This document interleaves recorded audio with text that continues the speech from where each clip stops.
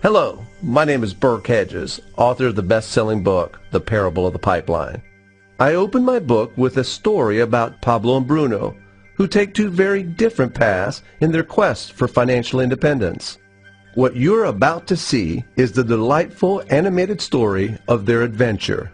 So, sit back, relax, and enjoy the life-changing lessons in The Parable of the Pipeline.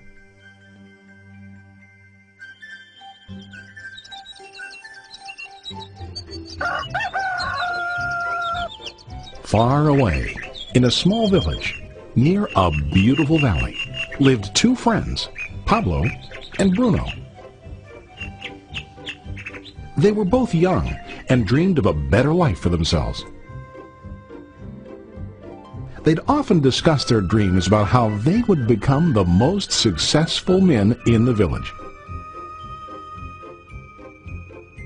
They weren't afraid of hard work, and they searched for opportunities to help realize their goals and achieve their dreams. One day, an opportunity presented itself.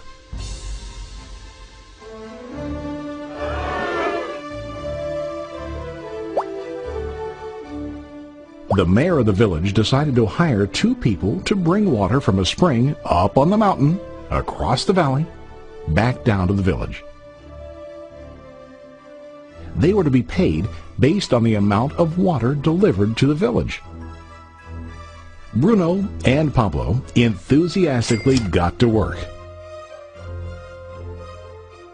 Every day, from morning till evening, they carried buckets to and from the spring. They worked hard, carrying water to the village. In the evening, they'd return home with their day's wages.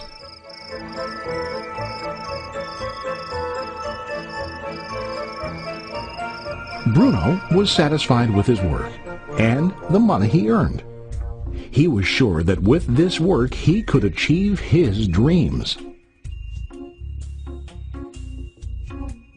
Bruno thought that to increase his wages he could use bigger buckets to bring more water each trip.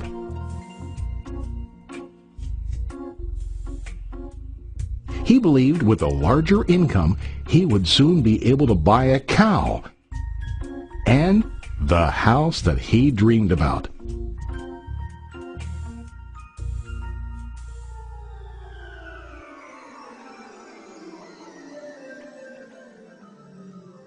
Now Pablo was not satisfied. At the end of the day, his back and hands ached, and he was exhausted. He was looking for an easier way to earn more. One day an idea occurred to Pablo. He imagined building a pipeline to deliver the water from the mountain spring to the village. With this pipeline, he could get more water to the village without carrying buckets back and forth from the spring to the village. Soon, he got very excited about his idea and began to plan. Pablo, of course, shared his idea with his friend Bruno and asked him to join with him to work on and help build the pipeline. Bruno thought the idea was crazy. All Bruno could think about was what his money could buy today and how to get it quicker. He felt that building a pipeline would slow him down and delay him in achieving his goals. Instead, Bruno got bigger buckets and went more often back and forth, fetching water. He was sure that with this method, he could make more money. Pablo decided to build the pipeline on his own. He understood that it would not be easy to build, and it would take time to complete the pipeline.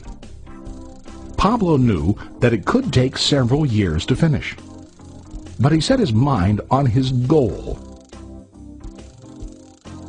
Every day he worked and carried water like before. But on weekends and during his spare time, he worked hard to dig in the rocky soil and build his pipeline. In the first month, there was little to show for his work.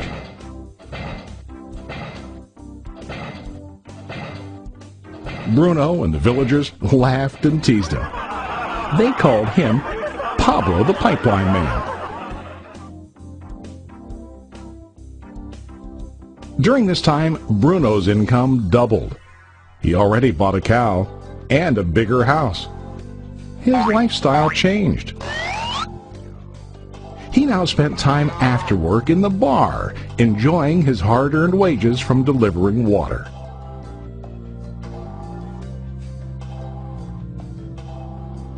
What Bruno didn't realize was that his body was starting to stoop from carrying the heavy buckets every day.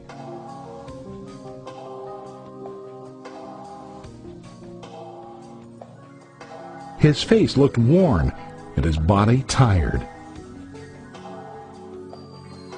Soon, he began to carry less and less water due to the wear and tear on his body.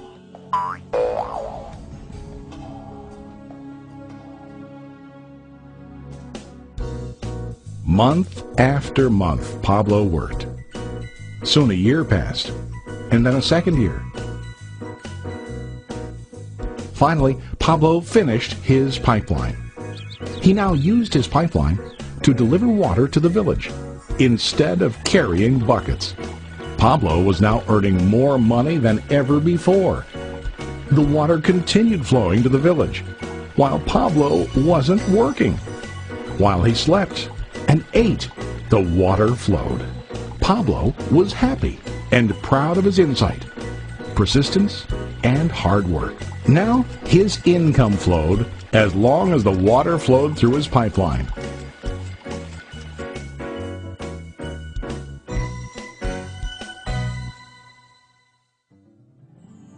The story of Bruno and Pablo is a reflection of life. Their jobs symbolize what most people do to earn money. Bruno gets his money using buckets. He goes back and forth, carrying his buckets from the spring to the village in exchange for money.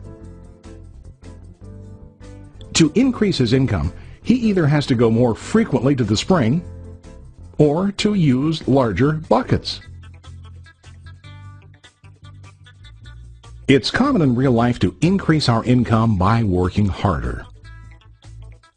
For example, working overtime or getting a second job. We also increase the size of our buckets by accepting a higher paying position, which often includes spending more time on the job. Most of us exchange time for money like Bruno. We know that every person has only 24 hours in the day and that it's not possible to use all our time to work. The most difficult time comes when we can no longer exchange time for money due to age, health, or other reasons. Then, our income stops. Now let's review what Pablo did. Very wisely, Pablo did not exchange all of his time for a limited income, but he used some of his time to build a pipeline.